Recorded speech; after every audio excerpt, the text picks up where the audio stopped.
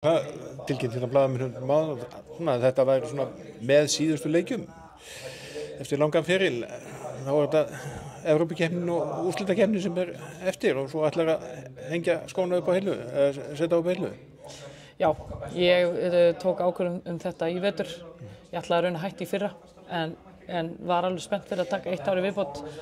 En ég finn 100% að þetta rétt ákvörðun hjá mér núna og ég mjög sátt að leggja skóna á hilluna eftir bara langan og góðan feril sko. Já, síðustu árin hérna hjá Val og svo varstu búin að vera úti í 9 ára undan og svo hérna heima fram á Val og þetta er drjúgur tími og...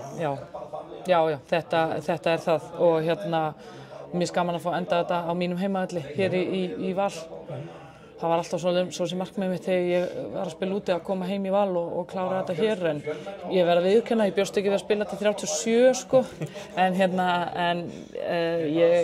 maður sér ekki eftir neinu, maður er bara, og nú er bara einmitt að njóta, nú eru bara stóri leikir framöndan. Það er ekkert nema úrslitaleikir eftir? Það er ekkert nema úrslitaleikir eftir þannig, það er 1 leikur eftir í deild og svo er þetta bara úrslitaleikir og það er það sem við erum að gera þetta allt fyrir, það er fyrir úrslitaleiki og maður er búin að hlaupa hérna 4.2 mínútur líka í allan vetur sko fyrir úrslitaleikina, en maður ég er bara tilbúin í þetta. Þannig að þú, eins og segir, þú ert að hættir svona og ert bara sátt við þá ákvörðun.